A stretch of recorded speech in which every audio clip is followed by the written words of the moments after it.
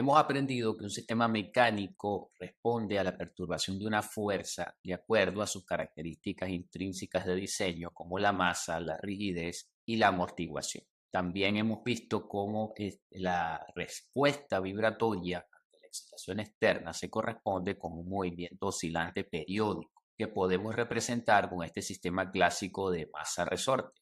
Masa suspendida en un resorte, oscilando en una dirección particular, en la cual podemos registrar su movimiento. Estamos registrando en este caso, en función del tiempo, la elongación y compresión de este resorte, tal cual es el movimiento oscilante en un sistema mecánico como una máquina rotativa vibrante. El sistema, al responder a la fuerza, oscilará en la medida de sus capacidades de masa, amortiguamiento y rigidez. Un movimiento periódico puede ser representado matemáticamente. La forma más sencilla de representar un movimiento periódico es a través de un movimiento armónico simple, lo que se conoce como movimiento armónico simple.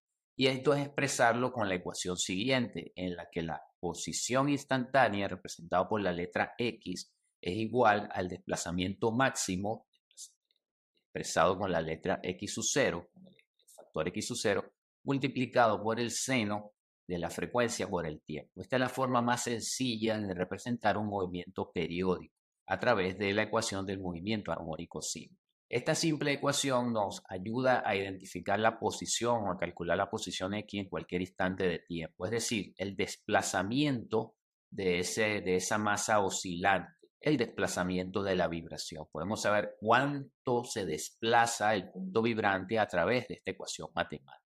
Otro factor importante a determinar acá es saber a qué velocidad se desplaza. Si tenemos que la ecuación matemática para el movimiento armónico simple del desplazamiento es x sub 0 por el seno de wt, si nosotros aplicamos el concepto matemático de la derivada y derivamos el desplazamiento en función del tiempo, vamos a obtener la velocidad a la cual se desplaza esa masa vibrante. Así que podemos saber matemáticamente tanto el desplazamiento como la velocidad de esa masa. Y si volvemos a derivar la velocidad en función del tiempo, podemos obtener la aceleración de ese movimiento.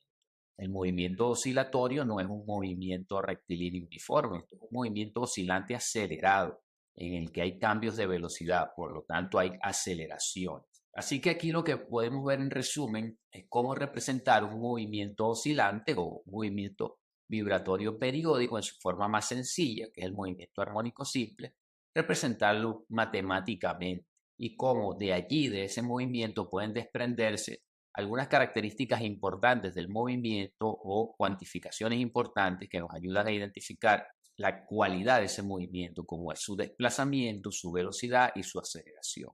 Más adelante vamos a ver cómo estas diferentes medidas de desplazamiento, velocidad y aceleración las podemos asociar al desempeño dinámico de una máquina rotativa, a la condición, a su salud. Una máquina rotativa se espera que vibre ante ciertas fuerzas inherentes presentes en la máquina y esa vibración va a significar un movimiento, un desplazamiento. Este desplazamiento debe mantenerse dentro de ciertos límites permisibles para asegurar una operación segura de la maquinaria. Pero además de eso, la máquina debe vibrar a unas velocidades también límites, unas velocidades lineales seguras. Lo mismo ocurre con la aceleración. Estas tres unidades en las cuales nosotros podemos, o con las cuales nosotros podemos cuantificar la vibración, nos ayudan a determinar la severidad del movimiento vibrante.